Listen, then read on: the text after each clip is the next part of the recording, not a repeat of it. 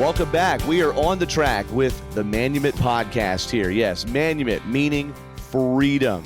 We're going to take a moment to turn down the noise, take a deep breath, and let your mind exhale a little bit. You might realize just how unshackled you could be. Hey, I'm your co-host, Doug Turnbull, here, though, with the man who's the host of this podcast, the founder and registered investment advisor at Jabez Financial, and that is Glenn Johnson from Uncasville, Connecticut. Glenn, I think I was at a festival recently, and I saw a tour T-shirt, I think for Gavin DeGraw. I think it was Gavin DeGraw, an artist who had some popularity in the early 2000s. And on the back of the shirt, I saw Uncasville, Connecticut. It was either for him or the band OAR, and I thought of you immediately. So I'm glad to have you on here, and I'm glad I was thinking about you on the weekend, too. Well, that's great. I'm happy to hear it.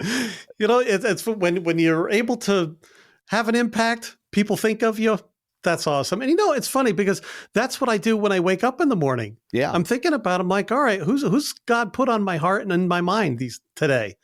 And he gives us those thoughts and he gives us those people to think about and care about. And then we're supposed to do something with it. Yes. That's the thing. Act on it, all right? There's a reason someone's on your mind, even if it's just to spend a little extra time thinking about them, or maybe shoot them a text or send them an email or give them a call or walk up to their desk and work. That's a great point. Hey, all about every episode in the end that we have in the Manumit podcast, all of which you can find on the media page, the podcast page on jabezfinancial.com or on Apple, Spotify, and the other podcatchers. Every episode ultimately comes down to finding a reason to do something, to actually driving yourself to do the thing, to make a plan, and to be intentional. And we're going to get into that today here in just a moment. But you talk about people being on your mind. A good way for you to meet people, Glenn, is at your different events. And we know that a lot of advisors like you have these events where people can come and get more educated. So you've got a couple here coming up soon after this show drops. Yes. The first one's coming up is at Tony D's restaurant in New London. And that, I believe, is on Tuesday and Thursday. I think it's the 22nd. April 22nd and 24th, right? That's right. 22nd, 24th. So if you're interested in coming to a dinner seminar, I would invite you to give my office a call and find out if it's suitable and if there's room. I know that I think it's already filled up. We may have a couple empty seats left. But you like having a wait list just in case people back out. And so you can't just roll up to Tony D's around dinner time on Tuesday, April 22nd or Thursday, the 24th, and just hope to get in. No, I mean, this food is paid for. You got to reserve a spot. And so, Glenn, the best thing they could do right is just call the office, 860-390-0093. Get in touch with you and the staff. And even if it's wait listing, just kind of put a pin in that. Is that right? That's right. And of course, you could get the contact button, too, on jabezfinancial.com. But I would say with this being kind of urgent, go ahead and call the office soon. Of course, if you hear things that Glenn is saying, you're like, I'd like to talk to him. Maybe I just want a second opinion. I have an advisor, but I want a second opinion. Call the office there, 860-390-0093, and get in touch. Now, in our two previous episodes, we talked about the starting a plan and then executing a financial plan, basically a two-parter there. You got to get out of we got the Kentucky Derby coming up, right? You got to get out of the gates, but you actually have to execute and run the full race, okay? So be sure to check those out, as we've talked about, and all the places we hold the podcast, including on jabezfinancial.com. Today, Glenn, we need to talk about who is actually looking out for our success. We spend a lot of time as givers in this world. If you're like me, I'm a pleaser. All right. I'm much more driven when I can get a smile or a laugh out of someone than if I'm just doing that on my own. All right. If my wife is out of town, I'm way more of a bum than when she's in town because I have somebody to impress, serve, and please.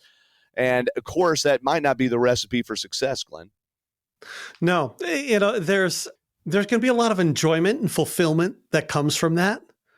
But if we're going to grow and to succeed, we have to be more concerned about what's right and be more concerned about what's right and what's successful rather than what makes us feel better in the short term. A lot of times people, they trade their future success for short-term pleasure. Right.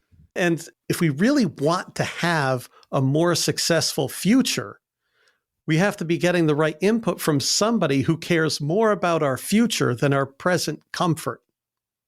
Oh, that's a good point. And that's like our friends, they're fantastic for providing entertainment and fun and having a more enjoyable experience today.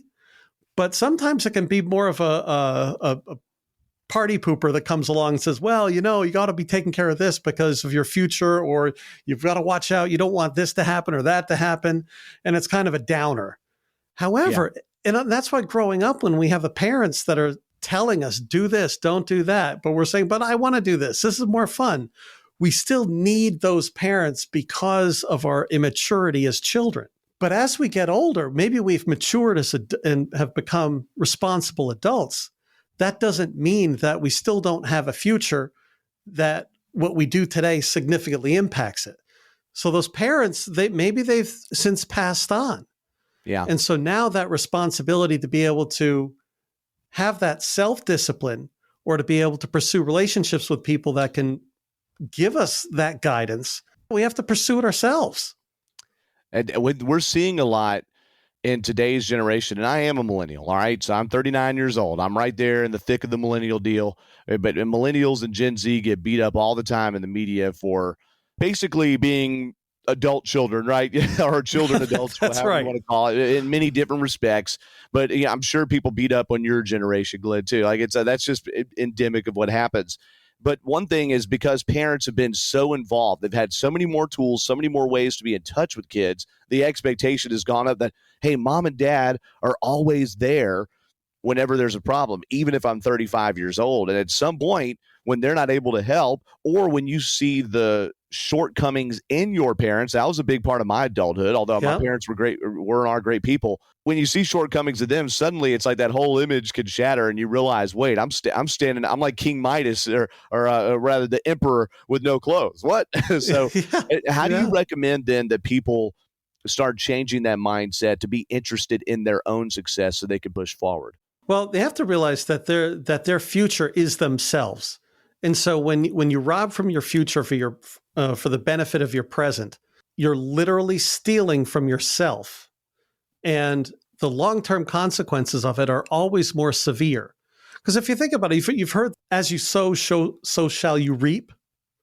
Yes. The fact is, as you sow, you reap more than what you sow. You reap more than what you sow. If you plant a little bit of seed, you get a whole harvest. You don't just get one more seed. If you plant an apple seed, you get a whole bunch of apples. So if you're planting positive into your life, now you reap something absolutely wonderful. But it doesn't take that much negative to spoil things royally. It only takes one slip up. Let's think about this. Can you think of a time that you or someone you love had experienced something that happened almost instantaneously that totally changed the trajectory of their life? Yeah. Right? Yeah. All right. So it doesn't take much to totally change it. So we can still have those same types of life-changing experiences if we're putting the right ingredients in. But we have to be willing to be vulnerable enough to experience the pain involved with changing direction, good or bad. So, when I talk with people, I want to really spend some time defining, how do they want to be living in 5 years? Because 5 years from now, you will be there, and you're either going to be a lot better off or a lot worse off. And the difference is staggering. It's funny, and I say this, I sit down with people, they've had the same careers. They've made just about the same amount of money. And now I'm meeting with them decades later. One person has $3 million. The other one has $30,000. Oh my gosh. They had almost the exact same career. They didn't earn that much different, but they had slightly different habits. And as those habits produce fruit over the years, that's why people can be in such significantly different circumstances. Well, yeah, habits for sure. And you have to be driven the right way. That's a great example when you talked about robbing the future to pay the present there. I'm sure the difference between 1 million and 30,000 is frivolous spending and lack of discipline about where you put your extra money, right? It's the little things. It's the little things that you do that it's for example, when you do the math, you'd say, well, I'm saving an extra $50 a month more than this guy. So that means I'll have $3 million and he'll have $30,000. No, it doesn't work that way. But the same person that doesn't have the discipline to save $30 also doesn't have the discipline to take care of something else in their life. Right. And then they may not have the discipline to take care of another aspect of their life. Right. And that's why when we look at these 5 F's of faith, family, friends, fitness, and finances, if there's an area in our life that we're neglecting significantly, that can destroy the other 4. That's a great point. So this is why we've got to look at our area of weakness and address what needs to be corrected. And that doesn't need to take much of a change. For example, let's say you've got a strong faith, great family relationships, you've got a lot of good friends, you got plenty of money. However, you don't take care of your body and you're eating garbage on a daily basis. You can't tell me that doesn't. Glenn. No, I'm just kidding. Well, you know what? I'll tell you that's why I say there's a lot of good people that haven't taken care of themselves physically. Yeah. The problem is they're not going to live that long. So they're not going to be able to fulfill what plans were originally intended for them. That's a great point. Or you could have all of the personal success, but be terrible with your finances or any of those, right? That's right. You could have everything in the world and your family loves you, but your faith stops with yourself. Yeah. Okay. Well, that's going to go. There's all sorts of stuff about that. And of course, we want people of all faiths to be interested here. But the point is, if you think it all ends with yourself, that's going to affect a lot of other things and how you approach life. So Glenn, if someone's hearing this right now and they want a new perspective, they want someone to ask them the right questions that they need to hear to maybe begin this kind of change, especially with their finances, how do they get in touch with you? What's the first meeting like? Because I know that it's as much about how you feel as they feel when it comes to that first interaction, right? Yes. And so that's where it's opening the door, starting the relationship. Get the dialogue going. Yeah. Give my office a call. And talking about money, it's probably one of the easiest things to talk about because it's just a thing. It's just a tool. So it's a simple conversation. But what you'll find is when you start making better decisions financially, every other aspect of your life gets positively affected from that. So this is where it's almost like a gateway. We start talking about making smart financial decisions and pulling the emotional component out of it and not having to go through the emotional roller coaster that the news media and the markets want to send us on that trip. Yeah, check out the next episode, folks. Go ahead. That's right. That's right. So, but when we take that, when we address, at least start getting the finances in order, every single other aspect of your life invariably improves. Yeah, it really. I guess we shouldn't guarantee that, but it oftentimes is the case for That's sure. Right. Yeah, and Glenn, thank you so much for sharing that. So, folks, if you want to begin that conversation, just like if you want to get on the wait list or get on to attend the Tony D's financial seminar that Jabez Financial and Glenn are hosting, call the number 860-390-0093. Begin that conversation.